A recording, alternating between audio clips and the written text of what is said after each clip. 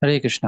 গত ক্লাসে আমরা জ্ঞান লাভের তিনটি উপাদান দেখেছি 34 নাম্বার শ্লোকের উপর ভিত্তি করে, যে প্রণিপাত করতে হবে প্রথমে, অর্থাৎ শরণাগতি, যেটাকে আমরা বলতে পারি গুরুর আদেশ মান্য করার একদম কঠোর সংকল্প। পৃথিবী উল্টে যাবে কিন্তু আমার এই সংকল্প নষ্ট হবে না। তো এটাই হচ্ছে আমাদের আমাদের সাধনা। এরপর হচ্ছে নিষ্কপট সেবা, যেখানে আমরা সততা বজায় রাখবো, অহংকার প্রদর্শন করব না, টাকার অহংকার না, ধনের জনের ক্ষমতার কোনো ধরনের অহংকার না, এবং গুরুর প্রতি বিশ্বাসী হয়ে, বিশ্বাসভাজন হয়ে সেবা প্রদান করব। তো এটাই সেবা, আবার এখানে সদাচারের বিষয় আছে। এরপর হচ্ছে পরিপ্রশ্ন, শাস্ত্রীয় সিদ্ধান্ত, শাস্ত্রীয় জ্ঞান সিদ্ধান্ত জানার জন্য অনবরত প্রয়াস, অনুসন্ধান। হুম, 34 থেকে 35, এখানে আমরা দেখব, এটা তো আমরা দেখলাম। এরপরে আমরা দেখবো 36 থেকে 38।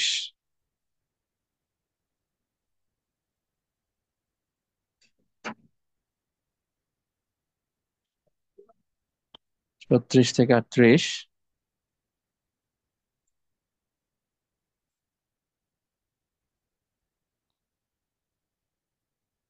এটা একজন বড়।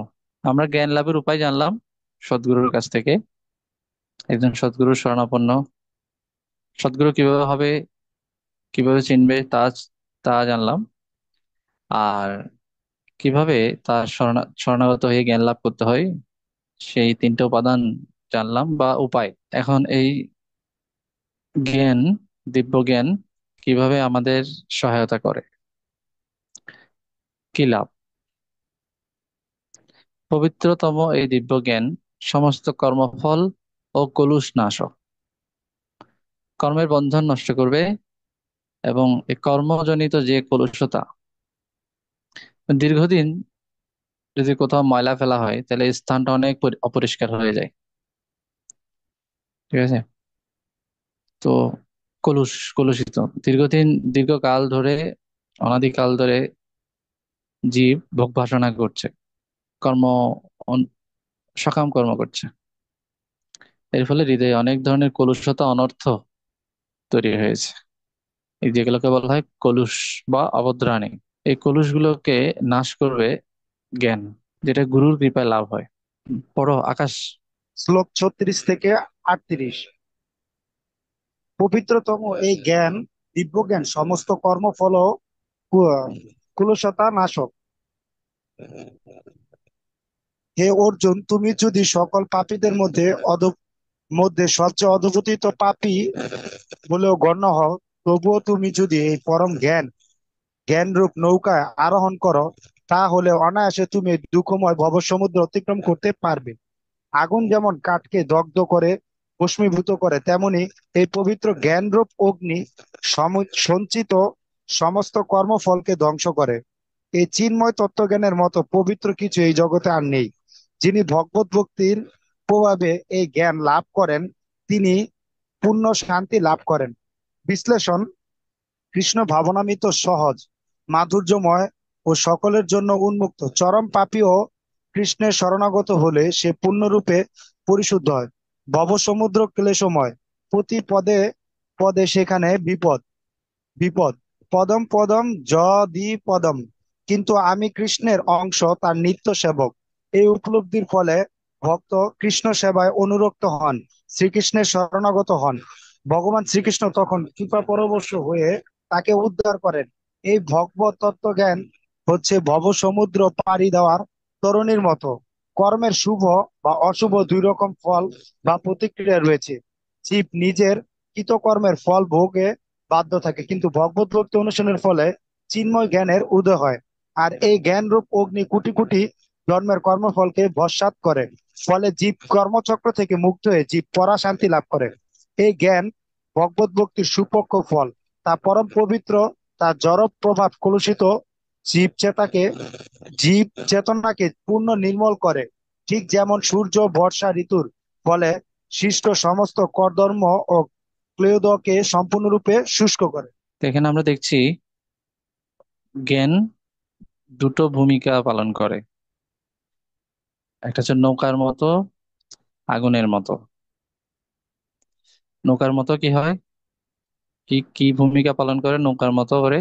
নৌকার মতো করে জ্ঞান তরণী, তরণী মানে নৌকা, এই ভবসাগর, ভবসমুদ্র,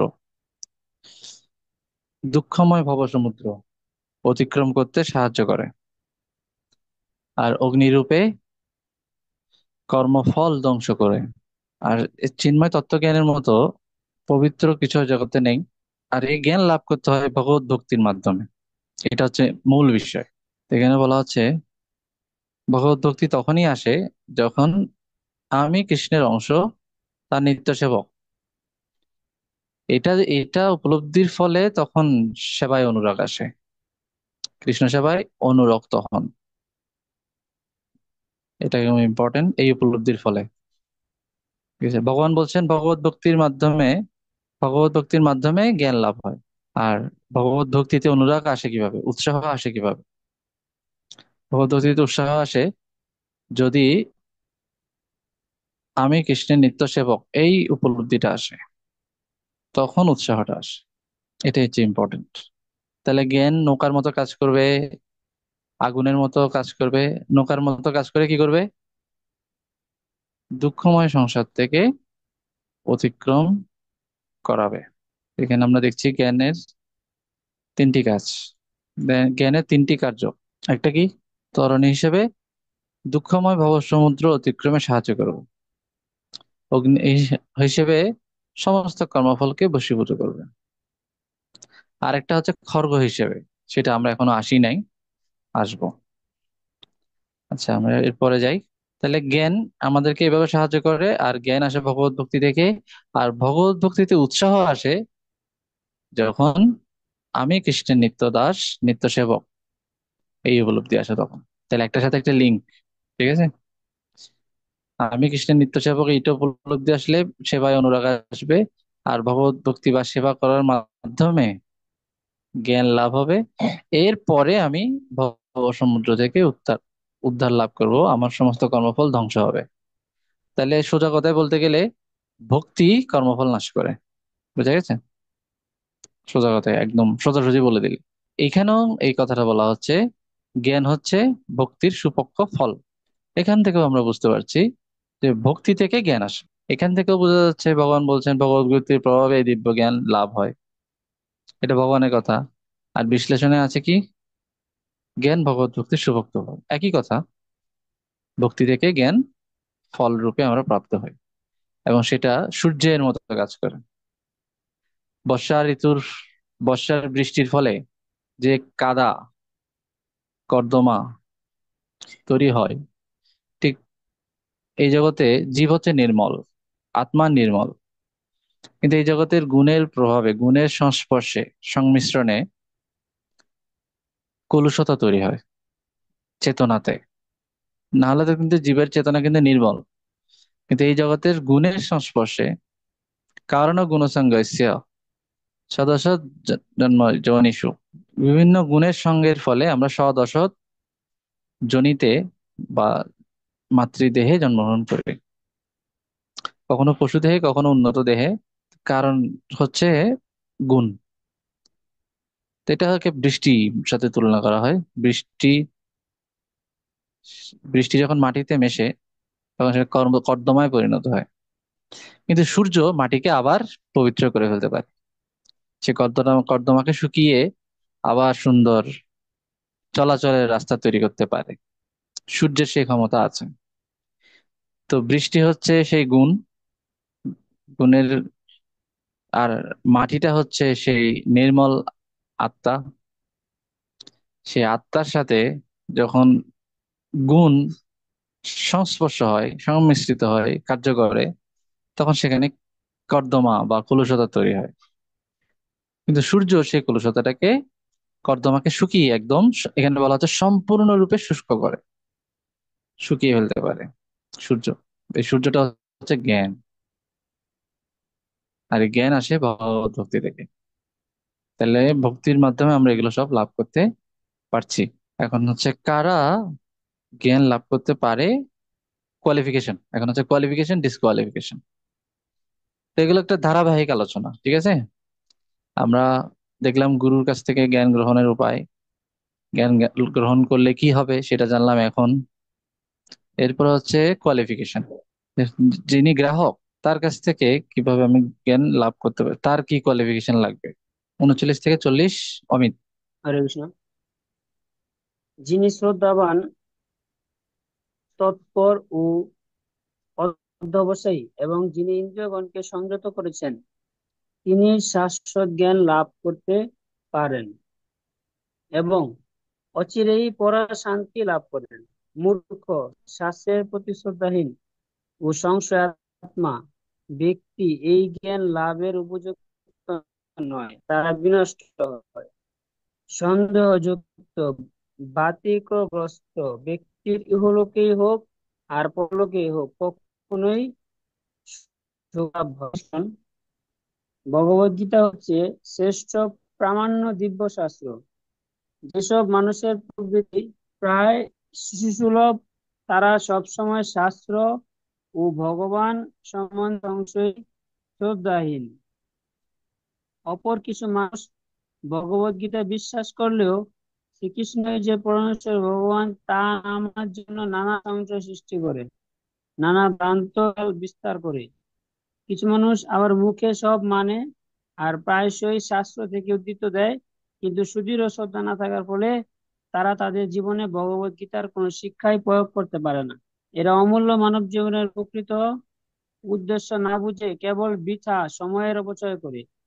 এইভাবে ভগবান ও ভগবানের বাণীর প্রতি শ্রদ্ধাহীন, সংশয় ব্যক্তিদের পারমার্থিক জীবন বিনষ্ট হয়। তারা কখনো ভগবত তত্ত্বজ্ঞান লাভ করতে পারে না, কখনো শান্তি পায় না। সেজন্য আমাদের উচিত দৃঢ় বিশ্বাসী হয়ে ভগবানের সেবা করা এবং শ্রী চৈতন্য মহাপ্রভুর নির্দেশানুসারে নিরন্তর ভগবানের দিব্য নাম সমন্বিত মহামন্ত্র হরে কৃষ্ণ কৃষ্ণ কৃষ্ণ হরে কৃষ্ণ হরে, কৃষ্ণ হরে হরে রাম হরে রাম, রাম রাম রাম হরে হরে রাম, হরে রাম রাম হরে হরে। কীর্তন করা। এইভাবে অন্তর কলুষমুক্ত হয়ে নির্মল হয় এবং হৃদয়ে প্রকৃত শ্রদ্ধার উদয় হয়। হরে কৃষ্ণ। তা আমরা জ্ঞান লাভের কোয়ালিফিকেশন, ডিসকোয়ালিফিকেশন দেখলাম। কারা যোগ্য আসলে, যারা জ্ঞান লাভের যোগ্য, তাদের 3টা কোয়ালিফিকেশন থাকতে হবে, থাকবে। প্রথমে তারা শ্রদ্ধাবান হবে। কি শ্রদ্ধা? শ্রদ্ধা শব্দের মানে কি? শ্রদ্ধা শব্দে বিশ্বাস কহে, সুদৃঢ় নিশ্চয়, কৃষ্ণ ভক্তি কইলে সর্বকর্মকৃত হয়। এটা হচ্ছে শ্রদ্ধা। মানে আমি যদি কৃষ্ণ ভক্তি করি, শুধু কৃষ্ণ ভক্তিই করি, তাহলে আমার শাস্ত্রের সমস্ত নির্দেশ পালন হয়ে যাবে। এই বিশ্বাসটাকে বলা হয় শ্রদ্ধা। আর এটা যার আছে তিনি শ্রদ্ধাবান। শ্রদ্ধাবান মানে শুধু দণ্ডবোধ প্রণাম করবে, যখনই ডাকবে তখনই মন্দিরে যাবে, মানে তার অনেক শ্রদ্ধা। বিষয়টা সেরকম না। ওটাকে সম্মান বলা যায়। শ্রদ্ধা, শাস্ত্রে শ্রদ্ধা বলতে এটা বোঝানো হয় যে কোনো ব্যক্তির এই বিশ্বাস আছে যে আমি যদি শুধু কৃষ্ণ ভক্তি করি, তাহলে আমার সমস্ত যাগ যজ্ঞ পূজা দক্ষিণা দান সবকিছু হয়ে যাবে শুধু কৃষ্ণকে সন্তুষ্ট করার মাধ্যমে। ইয়স্মিন তুষ্টে জগৎ তুষ্টম, এটা বিশ্বাস করার মাধ্যমে আমাকে কোনো দেবতার শরণাপন্ন হতে হবে না। কখনো অনেক কোনো ব্রতের আছে না, বেদে অনেক ধরনের উপাসনা আছে, যজ্ঞ, বৈদিক কর্মকাণ্ড, পূজা অর্চনা, দেবতাদের আরাধনা, বিভিন্ন ধরনের কিছু আছে। তো আমি শুধুমাত্র কৃষ্ণ ভক্তি করার মাধ্যমে এগুলো সব কৃত হবে। এটা অষ্টম অধ্যায়ে বলা হয়েছে। ওই দিন আমি শ্লোকটা দেখিয়েছিলাম, পড়িয়েছিলাম, শুনিয়েছিলাম। বেদেষু যজ্ঞেষু তপেষু চৈব, মানে বেদ পাঠ, যজ্ঞ, তপস্যা সবকিছুই শুধুমাত্র ভগবত ভক্তির মাধ্যমে লাভ হয়ে যায়, এবং আমার আর কিছু করার বাকি থাকে না, আর কিছু করতে হবে না, সমস্ত ফল আমি প্রাপ্ত হব, এই বিশ্বাসটাকে বলা হয় শ্রদ্ধা। শ্রদ্ধা, তারপরে কি? শ্রদ্ধাবান লভতে জ্ঞানম তৎপর সংযতেন্দ্রিয়। তৎপর, তৎপর বা অধ্যবসায়ী। তৎপর মানে হচ্ছে লেগে থাকা, নিষ্ঠাবান, ঠিক আছে, অ্যাক্টিভ। তৎপর, অ্যাক্টিভ, ঝিমিয়ে যাবে না, কখনো ভাটা পড়বে না, সবসময় উৎসাহী। ঠিক আছে, নিষ্ঠা সহকারে যিনি গুরু কৃষ্ণ ভক্তি অনুশীলন করেন তিনি হচ্ছেন তৎপর। সংযত ইন্দ্রিয়, 3 নম্বর কোয়ালিফিকেশন কি?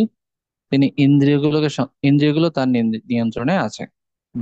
বাক পানি পাদ উপস্থ পায়ু, হস্তপদ কর্ণ, জীব হস্তপদ কর্ণ, বাক পানি পাদ উপস্থ পায়ু, এগুলো হচ্ছে কর্মেন্দ্রিয়।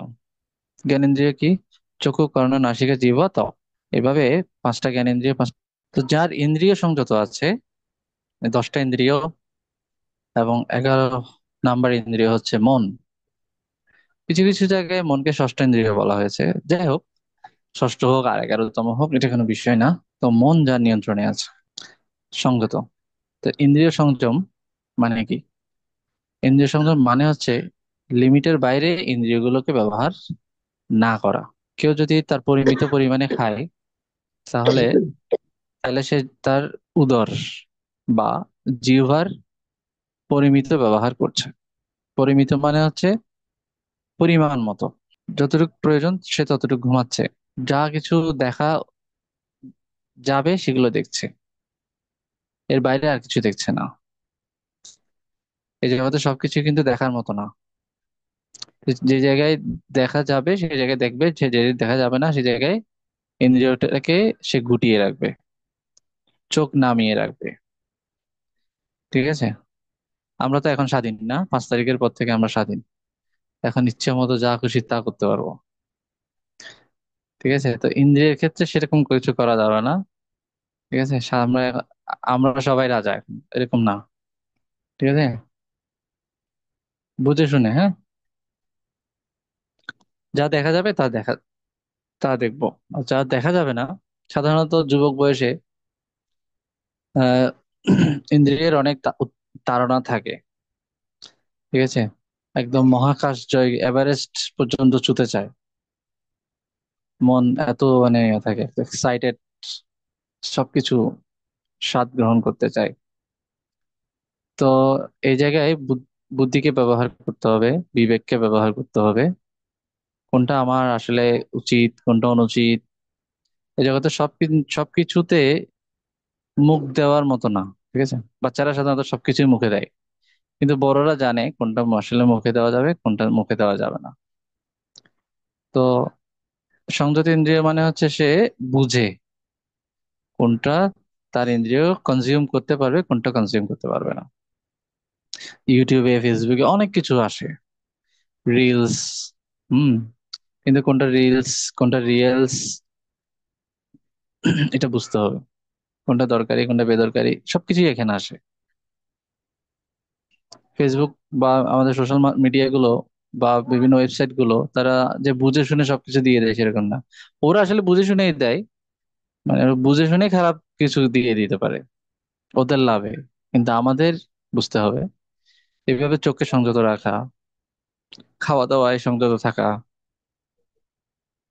ঘুমানোর ক্ষেত্রে সংযত থাকা, early to bed early two rice, এটা হচ্ছে সংযত। পড়াশোনা করা, ঠিক আছে, এটা হচ্ছে মনের সংযম। উম, পড়াশোনা করা, জব করা। একটু আগে বিশ্লেষণ আমরা বললাম, নিরন্তর হরে কৃষ্ণ মহামন্ত্র কীর্তনের ফলে কি হয়? ম- অন্তর কলুষ মুক্ত হয় এবং সেখানে শ্রদ্ধা জাগে। তো নিরন্তর হরে কৃষ্ণ মহামন্ত্রের মাধ্যমে আমরা ইন্দ্রিয়গুলোকে সংযত করতে পারবো, তখন শ্রদ্ধা জাগবে। তো ইন্দ্রিয় সংযম এমনি এমনি হবে না, জপের মাধ্যমে হবে। জপের মাধ্যমে আমরা আমাদের ইন্দ্রিয়গুলোকে সংযত করা, কুর্মের মতো সংযত, যেখানে দরকার সেখানে ব্যবহার করব, যেখানে দরকার নেই সেখানে ব্যবহার না করার মতো শক্তি লাভ করব। নাহলে আমাদেরকে ইন্দ্রিয় টেনে নিয়ে যাবে, কন্ট্রোল থাকবে না। আচ্ছা, এখন আমরা দেখবো অযোগ্য কারা। এটাও এই সেকশনে আলোচনা আছে। কারা অযোগ্য? মূর্খ, শাস্ত্রের প্রতি শ্রদ্ধাহীন, সংশয়াত্মা ব্যক্তি। শ্রদ্ধাবান শব্দের উল্টোটাই হচ্ছে সংশয়ী। শ্রদ্ধাবান মানে হচ্ছে কি, যার কৃষ্ণের ভক্তির প্রতি বিশ্বাস আছে। আর সংশয়ী মানে কি, যার কৃষ্ণ ভক্তির প্রতি বিশ্বাস নেই। হাই হাই, সব তো ছেড়ে দিলাম, দুর্গা মা নাকি আমার উপর অসন্তুষ্ট হয়ে যায়, গণেশ যদি আবার ইন্দুর বাড়াই দেয় তাহলে তো সমস্যা, প্রতিশোধ নিলে ইন্দুরের উৎপাত যদি বেড়ে যায়, সরস্বতী পূজা তো আর আগের মতো করছি না, তাহলে এখন কি হবে? আগে তো অঞ্জলি টঞ্জলি দিতাম, এখনো অঞ্জলি দিতে অসুবিধা নেই। কথা হচ্ছে কর্ম বাসনা নিয়ে, সকাম বাসনা নিয়ে আমরা সেগুলো করি না। কিন্তু শ্রদ্ধা চিত্তে করা যাবে, অসুবিধা নেই।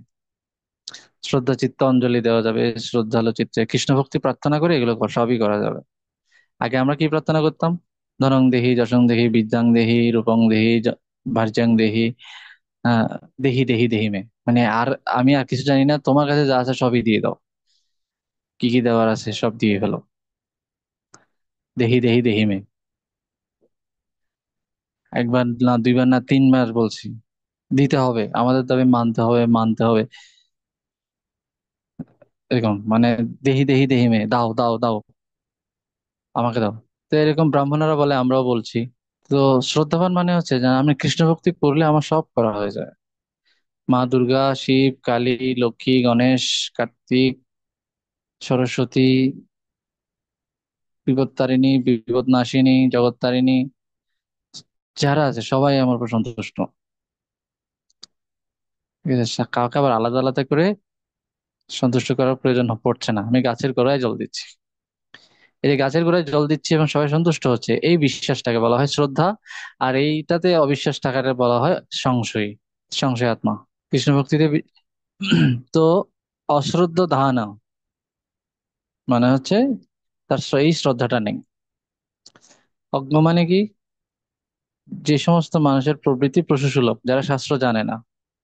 অশ্রদ্ধ ধানা মানে কি, তারা শাস্ত্র জানে, কিন্তু এই শাস্ত্রের মধ্যে যে বিভিন্ন ধরনের উপায়, সেগুলো কোনোটার প্রতি তার বিশ্বাস নেই।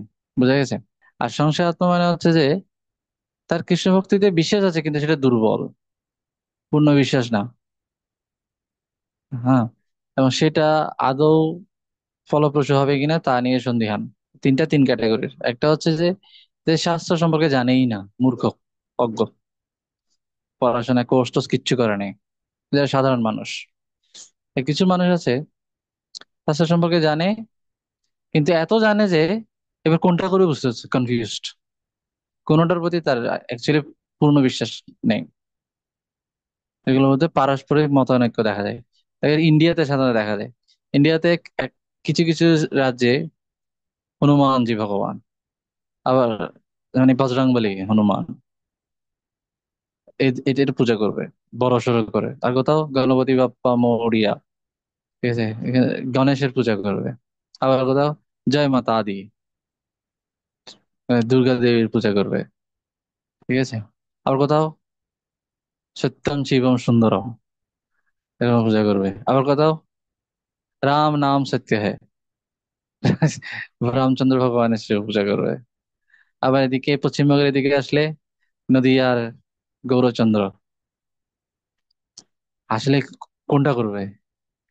সব দিকে এক এক জায়গায় এক এক রকম। ঠিক আছে, সাউথ ইন্ডিয়া দিয়ে গেলে লক্ষ্মী নারায়ণ, রাম নারায়ণ, শ্রীমন নারায়ণ নারায়ণ, হরি হরি, তো লক্ষ্মী নারায়ণ। আবার কিছু জায়গায় দেখা যাচ্ছে কি নৃসিংহদেবের ভক্ত, অহবিলাম, এই সমস্ত জায়গাগুলোতে। তো শাস্ত্রে এতভাবে ভগবানের বিভিন্ন রূপের অবতারের বর্ণনা দেওয়া আছে, তাদের মধ্যে থেকে কোনোটারই তার প্রতি বিশ্বাস নেই, কোনোটার প্রতি। এটা হচ্ছে শ্রদ্ধাহীন, মানে শাস্ত্র জানে ঠিক আছে কিন্তু বিশ্বাস নেই। এক নাম্বার হচ্ছে ও শাস্ত্র জানে না, বিশ্বাসও নেই। তিন নাম্বার হচ্ছে ও কোনোটা একটাকে সিলেক্ট করেছে, কিন্তু সেটা ফলপ্রসূ হবে কিনা তা নিয়ে কনফিউজ। এটা সংশয় আত্মা। আমি ঠিক আছে আসলাম ইসকনে, আদৌ কি হরিনামের কোনো পাওয়ার আছে কিনা? চলে তো আসলাম, আদৌ হরিনাম কি কাজ করবে? এই যে 16 মালার ধরে টানছি 2 ঘন্টা ধরে, দেখে আদৌ মৃত্যুর সময় কোনো কাজ টাজ দিবে কিনা বুঝতে তো পারছি না। কাউকে তো এরকম সরাসরি চোখের সামনে দেখলামও না বিমানে করে উঠে চলে যেতে, দিব্য বিমানে করে। এগুলো শাস্ত্রে দেখতে পাচ্ছি, কিন্তু বাস্তবে তো কাউকে দেখলামও না। আদৌ ভগবান খাচ্ছে কিনা, আমি তো দিয়েই যাচ্ছি প্রতিদিন, আদৌ খাচ্ছে কিনা কনফিউজড। এগুলো আসলে ফলপ্রসূ হচ্ছে কিনা। ঠিক আছে, এই প্রতি জগন্নাথের রথযাত্রা আসলেই তো প্রভুরা দান করতে বলে, নিজেরা যা পারি দান তো করি, আর দান কালেকশনও করি। আসলে কি জগন্নাথ আছে কিনা, নাকি আমরা শুধু গাড়িটা টেনেই যাচ্ছি। বলা হচ্ছে রথে চ বামনং দৃষ্টা পুনর্জন্ম ন বিদ্যতে। রথের উপরে এই বামন জগন্নাথকে দেখলে, বামন মানে বিষ্ণু ভগবান জগন্নাথকে দেখলে পুনর্জন্ম হবে না। তা আমি তো প্রতি বছরই রথের উপরে দেখছি, সাত কি বলে কয়েক ঘন্টা ধরে দেখছি, 2 দিন ধরে উল্টো রথযাত্রা, রথযাত্রা 2 দিন দেখলাম। তাহলে আজকে যদি ইসকনে যদি 5 বছর হয়, তাহলে 10 বার দেখলাম। বলা হচ্ছে একবার দেখলেই, এক পলক দেখলেই নাকি ওর পুনর্জন্ম হবে না। আমি তো অনেকক্ষণ অনেকবার দেখলাম, ঘন্টার পর ঘন্টা দেখে গেলাম। তো আসলে আসলে আমি কি পুনর্জন্ম হবে কি হবে না বুঝতে তো পারছি না। আমাকে তো দেখে তো সেরকম কিছু মনে হয় না। আকাশ চিন্তা করবে, আমার যে হাব ভাব, এটা দেখে তো আমার মনে হয় না আমার পুনর্জন্ম হবে না। আসলে কি কাজ করবে কি না, ফলপ্রসূতা নিয়ে বিভিন্নভাবে সন্দিহান। জব আসলেই এই যে 16 নম্বর 30 অক্ষর, এটা কি আসলেই কোনো পাওয়ারফুল কিছু, নাকি একটা কবিতা প্রতিদিন আবৃত্তি করে যাচ্ছি, কোনো ধরনের কনফার্মেশন নেই। অ্যাকসেপ্ট করেছি ঠিক আছে, কিন্তু কনফিউজড, এটার রেজাল্ট নিয়ে কনফার্ম না। এটাকে বলে সংশয় আত্মা। আর শ্রদ্ধাহীন মানে হচ্ছে ও পড়াশোনা আছে অনেক, কিন্তু কোনোটাতে এখনো তার লাইফে অ্যাডাপ্ট করেনি। তো দুটোর মধ্যে একটু সামান্য পার্থক্য আছে। 3 নম্বরটা ও অ্যাডাপ্ট করেছে, কিন্তু রেজাল্ট নিয়ে কনফিউজড। তারপরেও হাঁটছে, কিন্তু হাঁটছে, হাঁটছে না তা না, হাঁটছে কিন্তু কনফিউজড আছে। শেষে কি হয় না হয়। তো এইরা জ্ঞান লাভ করতে পারবে না, এটা অযোগ্যতা। ঠিক আছে, শাস্ত্র না জানাটা এটা একটা অযোগ্যতা। জেনে কোনোটা আবার কোনোটার প্রতি বিশ্বাস স্থাপন না করা, এটা আরেক লেভেলের অযোগ্যতা। আবার কোন একটাকে বিশ্বাস স্থাপন করেছি, কিন্তু ফলপ্রসূ হবে কিনা তা নিয়ে কনফিউজড আছি, এটা আরেক ধরনের আরেক লেভেলের অযোগ্যতা। এরা জ্ঞান লাভ করতে পারবে না, এগুলো থেকে মুক্ত হতে হবে। কনফার্ম, হুম, উৎসাহ নিশ্চয়াত ধৈর্যাত, উপদেশামৃতে বলা হয়েছে।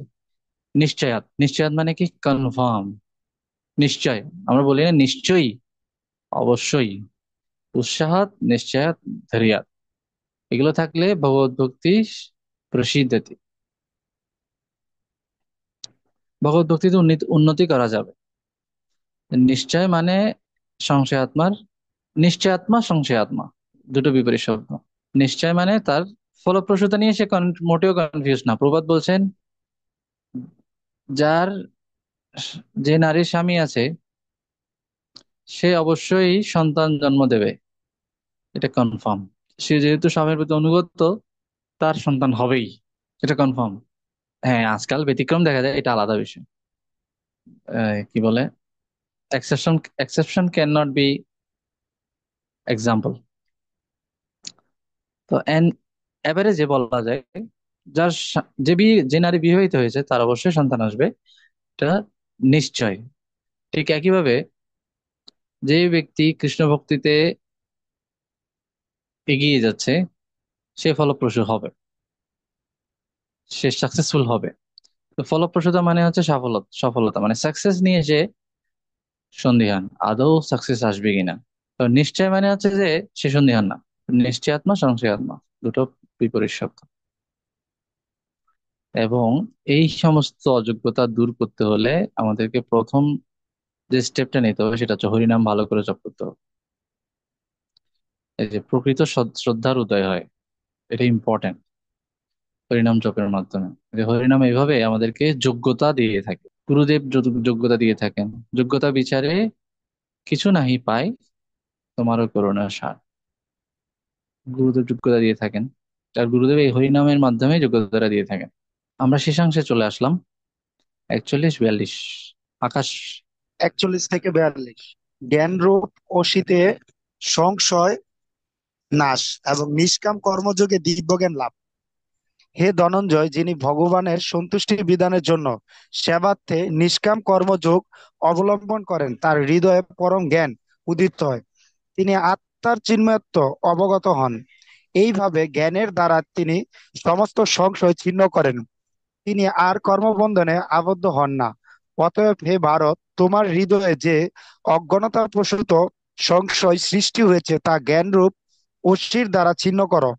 তুমি নিষ্কাম কর্মযোগে অবলম্বন করে যুদ্ধ করার জন্য উঠে দাঁড়াও। বিশ্লেষণ: এই অধ্যায় ভগবান যে যোগ উপদেশ দিয়েছেন তা হচ্ছে সনাতন যোগ, অর্থাৎ জীবের উপযোগী শাশ্বত কর্তব্য কর্মের পন্থা। এই যুগের মূল কথা হচ্ছে আমরা সকল দ্রব্য, এমনকি নিজের ইন্দ্রিয় মন বুদ্ধির কার্যকলাপকেও ভগবানের সেবায় অর্পণ করব, তার বিধিবিধানের জন্য। একেই বলা হয় দ্রব্যযজ্ঞ, দ্রব্যময় যজ্ঞ।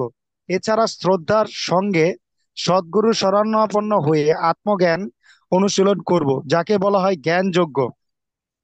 কোটি কোটি বছর আগে ভগবান বিভূষণকে জ্ঞান দান করেছিলেন। সেই জ্ঞান পরম্পরাক্রমে লাভ করতে হয়। এভাবে সদ্গুরুর কৃপায় হৃদয়ে পরম জ্ঞান প্রকাশিত হবে। তখন আত্ম উপলব্ধি বা নিজেকে জানা, ভগবত উপলব্ধি বা ভগবানকে জানা সম্পূর্ণ হবে। আমরা বুঝতে পারবো যে আমরা জীব হচ্ছি ভগবানের নিত্য অবিচ্ছেদ্য অংশ, তার নিত্যকালের সেবক। এভাবে চিন্ময় জ্ঞানের অগ্নি সমস্ত কর্মফল দগ্ধ করবে। আমাদের সমস্ত সংশয় ছিন্ন হবে। আমরা তখন জড় বন্ধন হতে মুক্ত হয়ে পূর্ণ কৃষ্ণ ভাবনাময় হব এবং পরাশান্তি লাভ করতে পারবো। সমস্ত যজ্ঞ সম্পাদনের উদ্দেশ্য হচ্ছে এই পরম জ্ঞান বা কৃষ্ণ ভাবনামৃত লাভ করা। ভগবত গীতার কিছু ব্যাখ্যাকার তাদের নিজস্ব মতবাদ জাহির করার উদ্দেশ্যে এই জ্ঞানকে বিকৃত করছে। তাদের থেকে সাবধান হতে হবে। সুদৃঢ়ভাবে জানতে হবে যে শ্রীকৃষ্ণই হচ্ছেন পরম পুরুষোত্তম ভগবান এবং তার জন্ম কর্ম আদি সমস্তই লীলা দিব্য। হরে কৃষ্ণ। তো আমরা কিছুক্ষণ আগে দেখলাম একটা অযোগ্যতা হচ্ছে সংশয়, আর জ্ঞান এই সংশয়টাকে নাশ করে। কিভাবে? অজ্ঞানত প্রসূত সংশয় সৃষ্টি হয়েছে, সেটাকে জ্ঞান রূপ অসিত দ্বারা ছিন্ন করো, এখানে বলা হচ্ছে। তো সংশয় আসে থেকে অজ্ঞানতা থেকে, আর সেটাকে নাশ করবে জ্ঞান। আর জ্ঞান কিভাবে হয়? ভগবানের সন্তুষ্টি বিধানের জন্য সেবার্থে, সেবার মানসিকতা নিয়ে, অন্যভাবে না। সেবার্থে, কামার্থে না, যশার্থে না, সুনামার্থে না, সেবার্থে, প্রশংসার্থে না, সেবার্থে, ভগবানের সন্তুষ্টি বিধানের জন্য নিষ্কাম কর্মযোগ। এমনকি আমি ভগবানের জন্য কি করেছি সেটা আমার নিজেরও মনে থাকবে না। ডান হাতে দান করলে বাম হাত জানবে না, ঠিক আছে? এখন আমরা তো দেখা যায় কি মিডিয়ার সামনে বিভিন্ন ভাবে একদম রিসিট কেটে, হ্যাঁ, ছবি তুলে সোশ্যাল মিডিয়াতে দিয়ে দান টান করে। কিন্তু বলা হচ্ছে ডান হাত দান করলে বাম হাতও জানবে না, এইভাবে দান করতে হবে। তখন জ্ঞান লাভ হয়, এবং সেটা অসি, অসি মানে হচ্ছে খড়গ।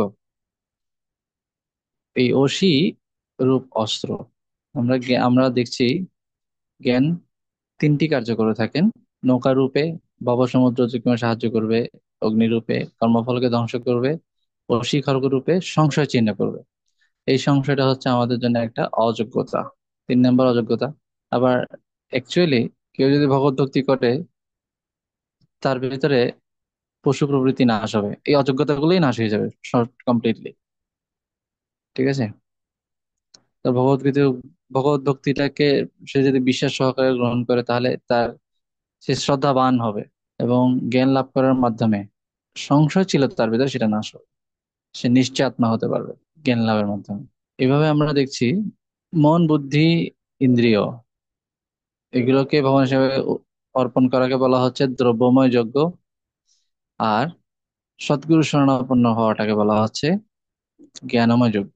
এই দুটো যজ্ঞ যখন কেউ অনুশীলন করতে থাকে, তখন সদ্গুরুর কৃপায় জ্ঞান লাভ হয়। জীব তখন বুঝতে পারে যে আমি হচ্ছে নিত্যকালের সেবক, এবং এই উপলব্ধিটাই জ্ঞান প্রদান করে। এই উপলব্ধিটা হচ্ছে জ্ঞান এবং সেটা কর্মফল নাশ করবে। কর্মফল লাভ নাশ করবে মানে কি? এই যে অগ্নি হিসেবে কাজ করবে, এবং সেই উপলব্ধিটা ভব সমুদ্র অতিক্রম করতে সাহায্য করবে। সেই উপলব্ধিটা সংশয় নাশ করবে। কি উপলব্ধি? আমি কৃষ্ণের নিত্য দাস। আর এই উপলব্ধিটা, এটাকে বলা হয় দিব্যজ্ঞান। দিব্যজ্ঞান মানে কি? আমরা বলছি প্রতিদিন দিব্যজ্ঞান হৃদয়ে প্রকাশিত। মানে কি দিব্যজ্ঞান মানে কি? দিব্যজ্ঞান মানে হচ্ছে আমি কৃষ্ণের নিত্য দাস, এই উপলব্ধিটা। এটা গুরুদেব দিয়ে থাকেন। এটা হচ্ছে দিব্যজ্ঞান। দিব্যজ্ঞান মানে শাস্ত্রটা শ্লোক মুখস্থ করে ফেলানো, পুরো ভাগবত মুখস্থ করে ফেলানো। দিব্যজ্ঞান মানে হচ্ছে আমি কৃষ্ণের নিত্য দাস, সেটা উপলব্ধি করা। আর এই জ্ঞানের মাধ্যমে আমরা ভব সমুদ্র অতিক্রম করতে পারি, আমাদের কর্মফল নাশ হয়, সংশয় ছিন্ন হয়। এখানে সে কথাটাই বলা হচ্ছে, চিন্ময় জ্ঞানের অগ্নি সমস্ত কর্মফল দগ্ধ করবে। চিন্ময় জ্ঞানটা কি? এর আগের লাইনে আছে, নিত্যকালের সেবা, এটা উপলব্ধি করা। ঠিক আছে? আমরা বুঝতে পারবো যে আমরা হচ্ছে ভগবানের নিত্য অবিচ্ছেদ্য অংশ। এটাকে বলা হয় আত্ম উপলব্ধি। এখানে একটা চার্ট দেওয়া আছে। কর্ম কেবলমাত্র দুই ধরনের মানসিকতার মাধ্যমে কর্ম দুই ধরনের রেজাল্ট দিয়ে থাকে। একটা হচ্ছে ইন্দ্রিয় তৃপ্তি, আর একটা হচ্ছে ভগবত প্রীতি। কর্ম যখন ইন্দ্রিয় তৃপ্তির দ্বারা পরিচালিত হয়, তখন সেক্ষেত্রে পুনরায় দেহ ধারণ। আর ভগবত প্রীতির উদ্দেশ্যে পরিচালিত হলে দেহ ধারণ না, নিত্যধামে গমন। তখন ওই জ্ঞান তিনটা কাজ করবে: নৌকা রূপে, অগ্নি রূপে, খড়গ রূপে, অসি, তিন ভাবে কাজ করবে। এখানে আমাদের চ্যাপ্টারটা শেষ। শ্লোক যেগুলো আছে সেগুলো শিখে ফেলবে। আমি এখান থেকে কিছু শ্লোক বাদ দিয়ে দিব। তো শ্লোক নাম্বার গুলো কোনগুলো শিখতে হবে সেগুলো আমি এখন বলে দিচ্ছি। টিক চিহ্ন দিয়ে ফেলো সবাই বইয়ের মধ্যে। শিখতে হবে যেগুলো: 1 নাম্বার, 2 নাম্বার, 5 নাম্বার, 6, 7, 9, 10, এই শ্লোকগুলো শিখতে হবে। তো তিনটা বাদ দিয়ে দিলাম। ওগুলো যে শিখতে হবে না তা না, ওগুলো শিখতে হবে। এগুলো পরে আরো কিছুকাল পরে গিয়ে এগুলোও শিখতে হবে। তো শ্লোক আমি আগামী ক্লাসেই নিব। মুখস্থ করে ফেলবে 7 দিনে 7টা, একদিনে একটা একটা করে। আর এই যে অনুশীলনী যেগুলো আছে, এগুলো বইয়ে দাগিয়ে ফেলবে। খাতায় খাতায় লেখার দরকার নেই। যে টিক চিহ্নটা টিক চিহ্ন দিলেই হবে। শূন্যস্থান পূরণটা শূন্যস্থানের পূরণের পাশে লিখলেই হবে। সত্য মিথ্যাটা এই যে মি এভাবে লিখে দিলেই হবে বইয়ের মধ্যে। মিথ্যা হলে সঠিক উত্তরটা জানতে হবে, এখানে লিখতে হবে না, কিন্তু আমি জিজ্ঞেস করলে বলতে হবে সঠিক উত্তরটা কি হবে। যেমন আমি যদি বলি দেবদেবীদের আরাধনায় যে ফল লাভ হয় তা স্থায়ী, তো এটা সত্য হলে, মিথ্যা হলে যে যে হয়, তাহলে এটা সত্যটা কি হবে? দেবদেবীর আরাধনার মাধ্যমে নিত্য বৈকুণ্ঠ ধাম লাভ করা যায়, এটা যদি মিথ্যা হয়, তাহলে সত্যটা কি হবে? শুধু না লাগিয়ে দিলে হবে না। দেবদেবীর আরাধনার মাধ্যমে নিত্য বৈকুণ্ঠ ধাম লাভ হয় না, লাভ করা যায় না। শুধু একটা না লাগিয়ে দিলে এটা সত্য হয়ে গেল। এক্স্যাক্টলি অ্যান্সারটা কি হবে? তাহলে বলতে হবে কার আরাধনার মাধ্যমে নিত্য বৈকুণ্ঠ ধাম লাভ করা যায়, অথবা দেবদেবীদের আরাধনার মাধ্যমে কোথায় যাবে, সেটা লিখতে হবে। যেখানে এক জায়গায় চেঞ্জ করে শব্দ, এটাকে ঠিক করতে হবে। আর খাতায় লিখতে হবে কোনগুলো? এই সংক্ষিপ্ত উত্তরগুলো। সংক্ষিপ্ত উত্তর 7 দিনের সংক্ষিপ্ত যথাযথ, এগুলো খাতায় লিখে হবে। ঠিক আছে?